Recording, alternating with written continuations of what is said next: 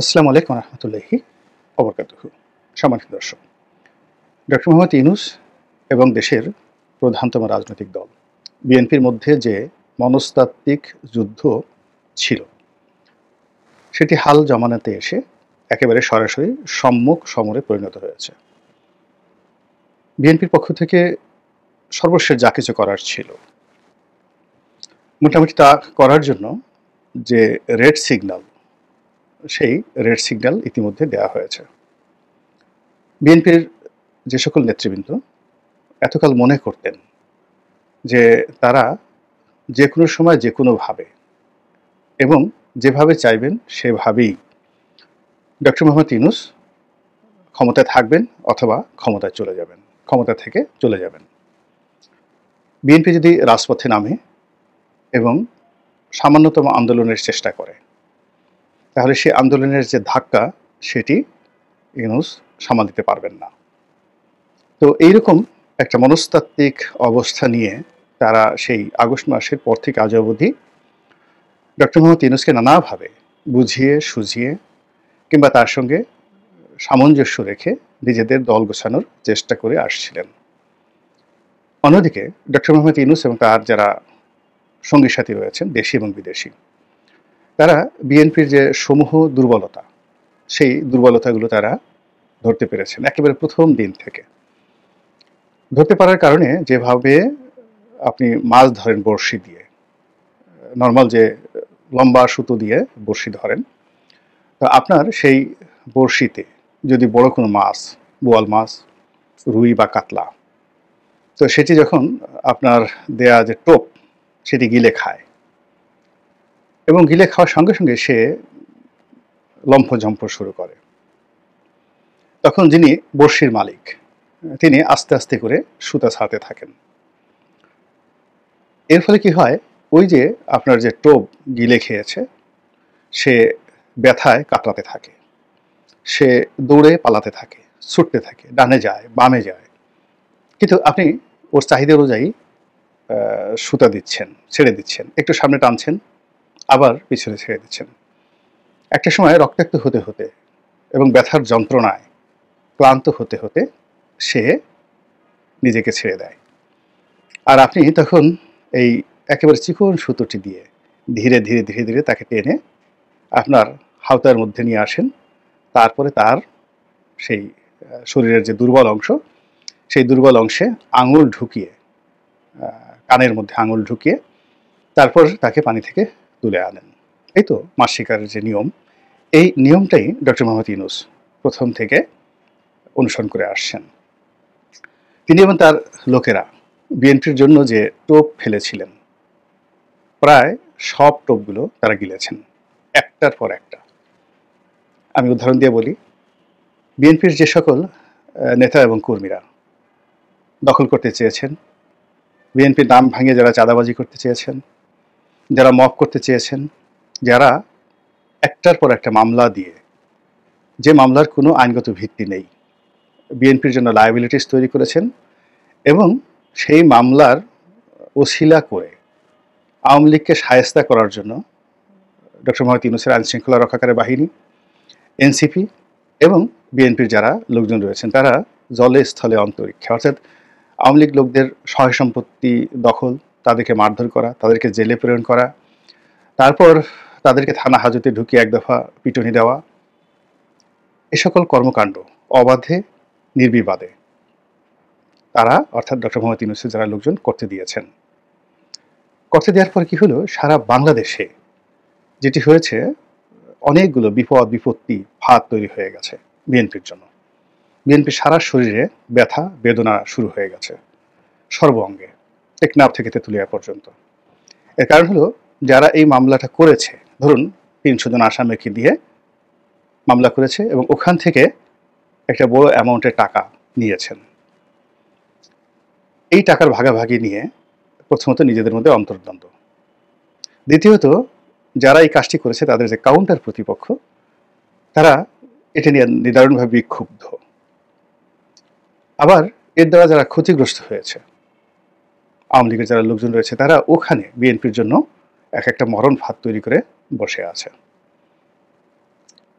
এবং ওই এলাকার যত আইন শৃঙ্খলার দায়িত্বে নিয়োজিত সেনাবাহিনী, অন্যান্য বাহিনী, তারা যে সকল তালিকা করেছে অপরাধীদের, সেই অপরাধীদের যে পুরনো তালিকা, আওয়ামী লীগের যে পুরনো তালিকা, বিএনপির যে পুরনো তালিকা, সব চাপা পড়ে এই নতুন পানির নতুন যারা মাছ, যারা এই মুহূর্তে শক্তিমত্তা অর্জন করেছে, তাদের সবাইকে সেই তালিকাভুক্ত করা হয়েছে।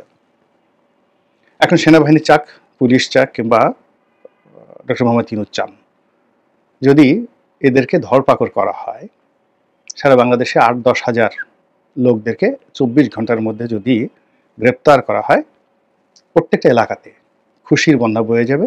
আর ওই ৮-১০ হাজারের ভয়ে ৮-১০ লাখ লোক বাস্তুচ্যুত হয়ে পড়বে।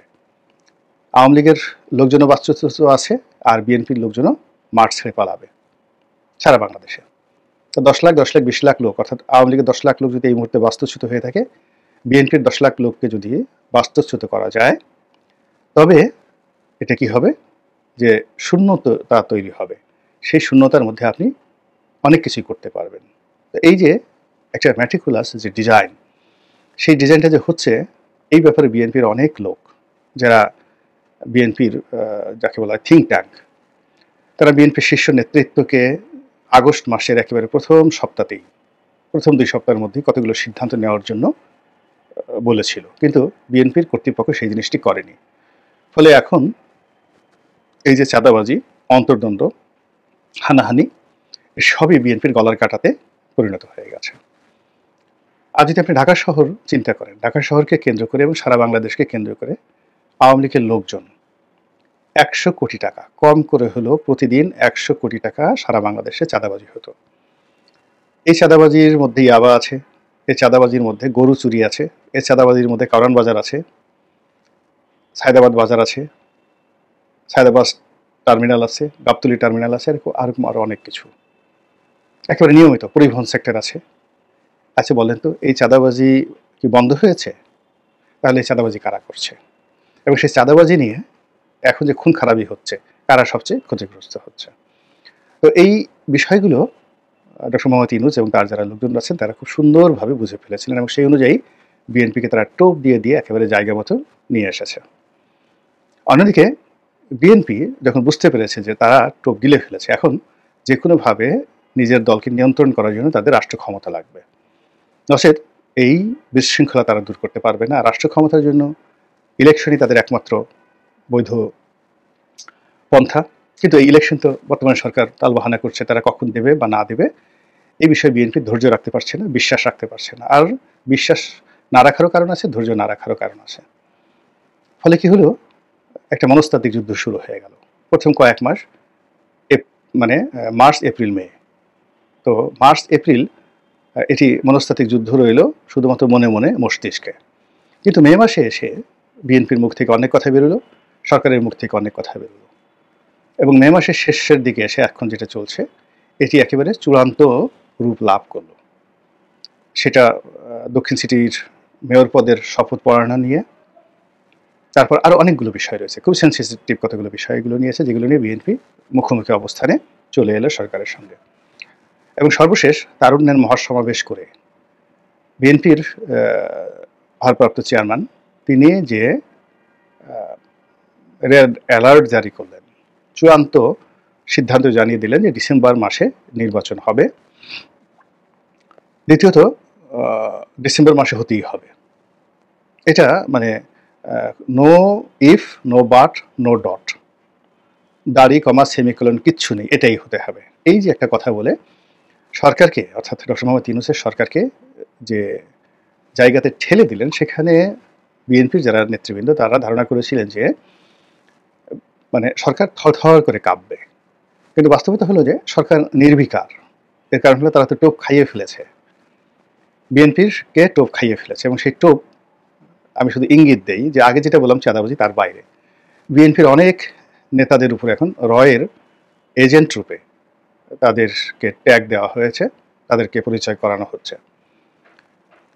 এবং জনগণেরও একটা বিরাট অংশ সন্দিহান যে আসলে এরা কি রয়ের এজেন্ট কিনা, বা এরা কি ইন্ডিয়ার হাতে তুলে দেবে কিনা।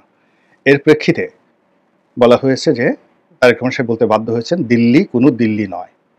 এতে করে সন্দেহ আরও বেড়ে গেছে।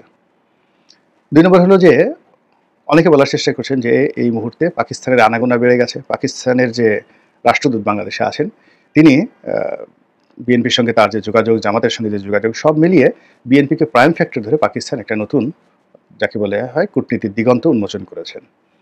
এটাও বাংলাদেশের মানুষ স্বাভাবিকভাবে নিচ্ছেন এবং তার থেকে বাঁচার জন্য তিনি বললেন, দিল্লিও নয়, পিন্ডিও নয়, মানে পাকিস্তান নয়।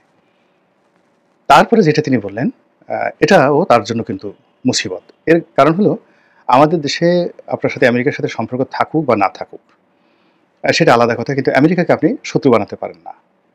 তো ডক্টর মোহাম্মদ ইউনূসের সাথে এখন আমেরিকার যে সম্পর্ক রয়েছে, আর অন্যদিকে বিএনপির সঙ্গে আমেরিকার যে সম্পর্কের টানাপোড়েন যাচ্ছে, এটাকে জনাব তারেক রহমান সাহেব তার বক্তব্য দ্বারা অন্য কোনো দেশ না, অর্থাৎ যারা এই মুহূর্তে ডক্টর মোহাম্মদ ইউনূসকে সমর্থন দিচ্ছেন, ইউরোপীয় ইউনিয়ন কিংবা চায়না কিংবা ধরুন আমেরিকা, তাদের সবাইকে চ্যালেঞ্জ জানিয়ে তিনি বললেন, অন্য কোনো দেশ নয়, কেবল বাংলাদেশ, বাংলাদেশ, বাংলাদেশ। এটা শুনতে খুব চমৎকার শোনা যাচ্ছিল, কিন্তু বাস্তবতা হলো এর মাধ্যমে ডক্টর মোহাম্মদ ইউনূস বিএনপিকে উত্তেজিত করে দিয়েছেন। এর মাধ্যমে বোঝা যাচ্ছে যে ডক্টর মোহাম্মদ ইউনূস জনাব তারেক রহমান সাহেবকে সেই ব্যাটিংয়ে নিয়ে এসেছেন, অথবা তিনি যে খেলা খেলছেন রাজনীতি, সেই খেলার মূল রিংয়ে নিয়ে আসছেন। এতদিন সালাউদ্দিন সাহেব একটা কথা বলতেন, মির্জা ফখরুল সাহেব একটা কথা বলতেন, অন্যান্য নেতারা কথা বলতেন, এবং সেই কথা মিনিমাইজ করার জন্য তিনি একটা উইন্ডো খোলা রাখতেন, এবং এতে তিনি হ্যাপি হচ্ছিলেন না। তিনি চাচ্ছিলেন যে তারেক রহমান সাহেব দূরে বসে যে কথাবার্তা বলছেন, তার সঙ্গে আমার সরাসরি ডিল হোক। ঠিক সেই জায়গাটাতে তিনি তারেক রহমান সাহেবকে টেনে নিয়ে এসেছেন, এবং এটা তার দ্বিতীয় সফলতা। এখন কি হলো, তারেক রহমান সাহেবকে বলে দিয়েছেন। এখন তারেক রহমান সাহেব বলার পরে সালাউদ্দিন সাহেবের বক্তব্য বা অন্য কোনো নেতার বক্তব্য তো এখানে জনগণ কাউন্ট করবে না। এখন থেকে বারে বারে বারে বারে শুধু তারেক রহমান সাহেবকেই বলতে হবে। ঠিক সেম জিনিসটা কিন্তু পিনাকি করেছিল। অর্থাৎ পিনাকি যখন আওয়ামী লীগে আক্রমণ করেছিল, আমরা ওবায়দুল কাদেরকে নিয়ে কথা বলতাম, অন্যকে নিয়ে কথা বলতাম, কিন্তু পিনাকি কেবলই মাত্র বারবার শেখ হাসিনাকে রিঙে টেনে নিয়ে এসেছে। এবং শেখ হাসিনাকে নিয়ে যখন পিনাকি কথা বলেছে, গালাগাল করেছে, তখন দলের অন্য যারা নেতা কর্মী তারা চুপ থেকেছেন। তারা ভাবতে পারছিলেন না যে এখানে কি হবে। তদ্রুপ ঠিক একই অবস্থা ডক্টর মোহাম্মদ ইউনূসের যারা লোকজন জনাব তারেক রহমানকে যখন রিঙে নিয়ে আসছেন, এখন যে ট্যাগ সালাউদ্দিন সাহেবকে লাগানো হতো, যে ট্যাগ মির্জা ফখরুলকে লাগানো হতো, সেটি এখন সরাসরি তারেক রহমানকে নিয়ে যারা সরকারি লোকজন তারা খেলবে। তারা তাকে দুর্নাম দেবে, বদনাম দেবে, তাকে নিয়ে খিস্তি খেউ করবে, তাকে কালার্ড করার চেষ্টা করবে, যেটি দলের যারা অন্য নেতৃবৃন্দ তার পক্ষে, তারেক রহমানের পক্ষে না পারবেন পক্ষে বলতে, না পারবেন বিপক্ষে বলতে। এর কারণ হলো, নেতার যারা লোকজন রয়েছে তারা বাইরে থেকে নেতার পক্ষে কথা বলতে ওরকম স্বাচ্ছন্দ্য বোধ করেন না, এটা হয় না। এখন সবাই ডক্টর মোহাম্মদ ইউনূসকে যেভাবে সমালোচনা করছেন, ইউনূস সাহেবের নিচে যেহেতু আসিফ নজরুল থেকে শুরু করে অন্যান্য সবাইকে সমালোচনা হচ্ছে, ইউনূস সাহেবকে সমালোচনা হচ্ছে।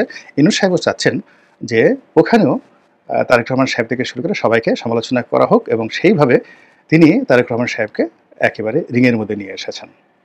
খেলা নতুন করে জমে উঠেছে। আর এই যে তারেক রহমান সাহেব যে হুঙ্কার দিলেন, এটার অ্যাগেনস্টে সচরাচর ডক্টর মোহাম্মদ ইউনূস যা করেন, তিনি নিজে কোনো কথা বলেন না, তিনি ঘুরিয়ে পেঁচিয়ে অন্য কথা বলেন, প্রতিপক্ষকে উত্তেজিত করেন, কনফিউজড করেন, ইন্টারেস্ট করেন, আশা দেখান, আর যত কথা তার প্রেস সচিব তাদেরকে দিয়ে বলান কিংবা এনসিপিকে দিয়ে বলান। এখন তিনি এই যে তারুণ্যের যখন মহাসমাবেশ, 15 লক্ষ লোকের যে সমাবেশ হয়েছে বলে বিএনপি দাবি করছে, এই সময়টিতে তিনি ছিলেন জাপান ভ্রমণে, এবং জাপান ভ্রমণে বসে তিনি আবার সেই একই কথা বলেছেন যে ডিসেম্বর থেকে জুনের মধ্যে নির্বাচন হবে, একদিন এদিকেও হবে না, ওদিকেও হবে না। ইট মিনস বিএনপি যে এত বড় আয়োজন করলো, যা কিছু করলো, এটিকে ডক্টর মোহাম্মদ ইউনূস রীতিমতো বুড়ো আঙ্গুল দেখালেন, এবং বিএনপি যে বিশাল আয়োজন, এটাকে রীতিমতো মাঠে মারা দিলেন, এবং বিএনপির পুরো শ্রমটাকে পণ্ড করে দিলেন। আবার এরকম একটা 15 লক্ষ লোকের সমাবেশ করে আবার তাকে একটা রেড অ্যালার্ট জারি করা, এটা বিএনপির জন্য কষ্টকর হবে। আবার এরকম কোনো রকম সভা সমিতি, সেমিনার বা রাজপথে আন্দোলন ছাড়া যদি ডক্টর মোহাম্মদ ইউনূসকে কোনো বিবৃতি দেওয়া হয়, এখন যেভাবে ডক্টর মোহাম্মদ ইউনূস একটু বুড়ো আঙ্গুল উঁচু করে তাকে তাচ্ছিল্য করেছেন, তখন তিনি সেটা করাও অনুভব মনে করবেন না। এই যে রাজনীতির যে শতরঞ্চি, এই শতরঞ্চি যেভাবে জমে উঠেছে, আমরা জানি না এটা কোথায় গিয়ে শেষ হবে, তবে কামনা করি একটা শুভ ফলাফল বয়ে নিয়ে আসুক। আসসালামু আলাইকুম ওয়া রাহমাতুল্লাহি ওয়া বারাকাতুহু।